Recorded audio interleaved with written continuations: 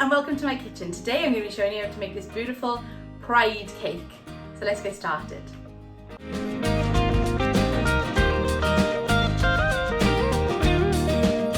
I've started by weighing 5 eggs, which is going to give us 3 6-inch cakes. And then I've weighed my caster sugar to the same weight, and I've weighed my cooking margarine, which is Stork, to the same weight as well. And we're going to cream them together. As you can see, that's got much lighter and the sugar's been fully absorbed into the cooking margarine. And to this now I'm going to add just a capful of lemon extract. You don't want too much. And then for some real lemon flavour, I'm going to add the zest of 2 lemons. And to this I'm just going to add about a spoonful of my self-raising flour, which has got a pinch of salt in it as well. And that'll just stop our eggs from curdling. I'm going to add 2 of those to begin with, and we're going to give that a really good mix. And then I'm just going to add another egg, and then another egg. Just going to add our last egg. And you can see how nice and fluffy and rich that's looking. And the last thing is just to add the rest of our self-raising flour. So I'm going to abandon my hand mixer now for a minute, and I'm going to do this by hand. When you're making a cake, it's absolutely fine to beat it as much as you like until you add the flour. Once you add the flour, you've got to be very gentle with it, because flour has gluten, and if you overwork that, the cake can become tough. There we are, and that's our cake mix all done, nice and easy. So just to get my cake layers nice and even, I'm just going to weigh my cake layers. You don't have to do this, but I find when you come to take the tops off later to make them even, you're losing less cake.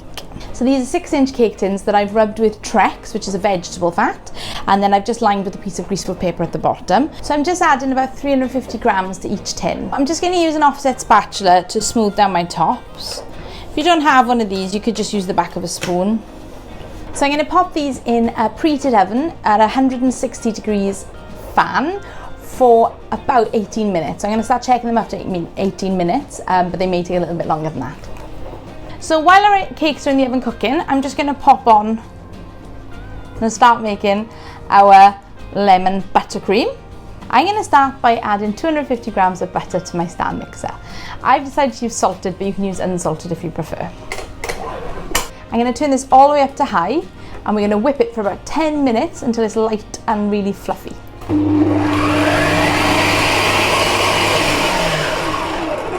I did forget to mention, you want to start with room temperature butter, and every so often I'm going to just scrape down the sides.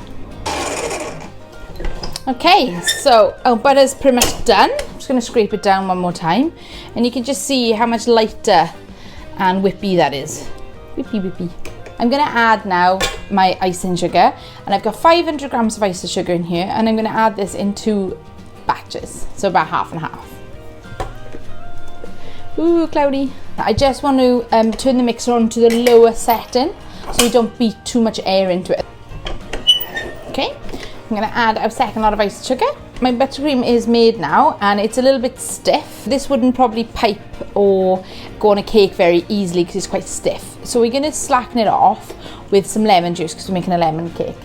If we were making a normal vanilla cake or chocolate cake, anything like that, we'd add a little bit of cool boiled water. I'm going to take my lemons that I zested earlier, and I'm just going to roll them on the table to release all that juice.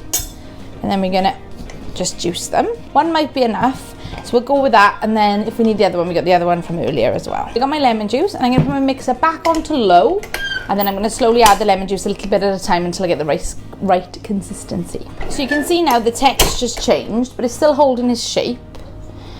And you want your texture of your buttercream to be sort of like soft butter, so it's easy to spread. This might be just a little bit soft because it's a very hot day today, so I'm going to pop it in the fridge for about 5 minutes before I use it. And most importantly, you just need to taste it as well.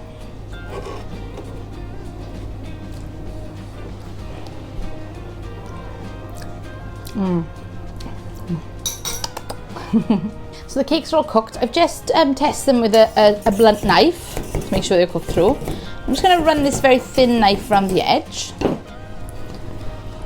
and then we're going to turn them out, and it should just pop out. There we are. Just peel off the greaseproof paper. Now, I always take my cakes straight out of the tin as soon as they come out of the oven. And the reason I do that is because they will continue to cook otherwise and they can become dry. So we just need these to cool now, and then we can put our cake together and decorate it. So I've let the cakes cool. So now I'm going to just cut them so they're all level. So I'm just going to put my cake board on my cake turntable. Then I'm going to add a nice bit of buttercream onto the bottom. And I'm going to add my first cake. So I'm just going to take my piping bag and fill that with some buttercream. So I like to just turn it over my hand like that, so I can use my hand to sort of scrape the buttercream off. Like that. Mush that down towards the end. I'm just going to make a nice ring around the outside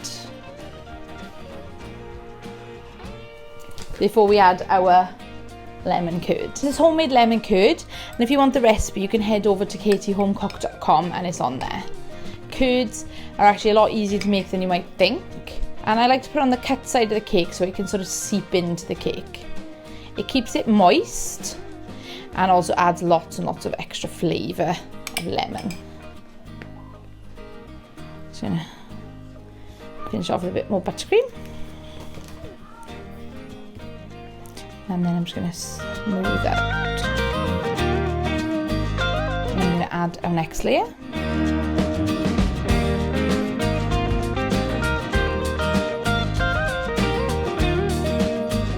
I'm going to take the last cake layer now and pop it over the other way to get a nice flat top.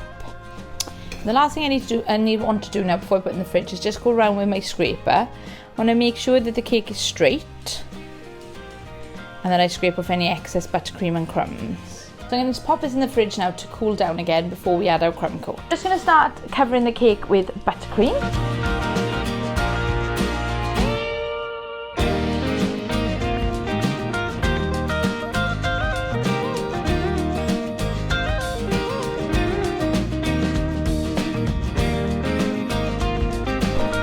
And now it's all sealed in, I'm just going to go over and make it smooth. So I'm putting my scraper flat along the cake board and then up against the cake at a slight angle, just to smooth it around.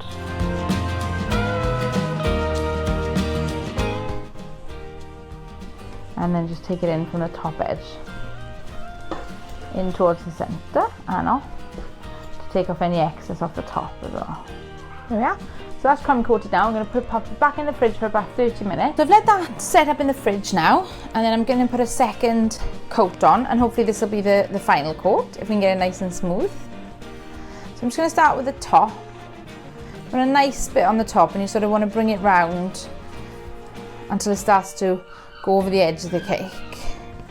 And I'm going to carry on adding on more buttercream along the sides.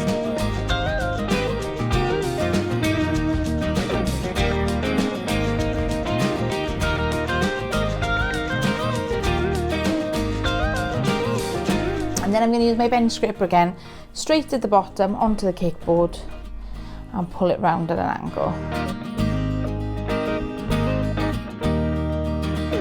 I'm going to fill in any big gaps now with a bit more buttercream. And you can see the consistency of the buttercream goes on like sort of warm butter.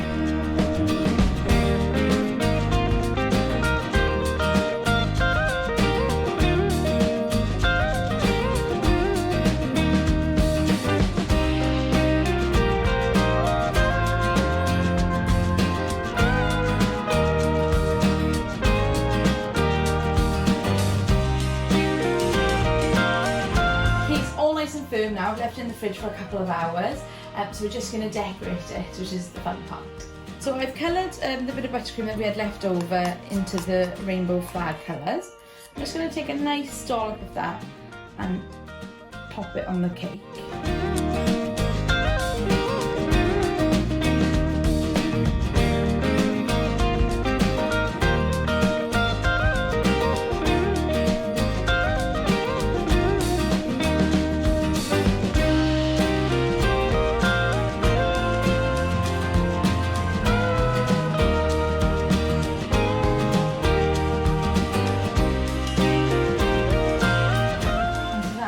Going to add some letters.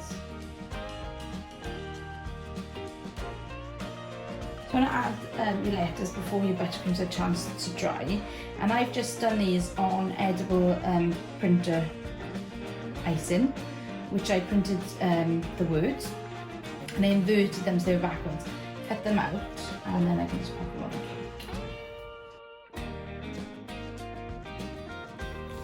So I'm just going to finish off the top now with the decoration. I made a heart shape out of acetate. I'm just going to fill that in with the remaining rainbow buttercream.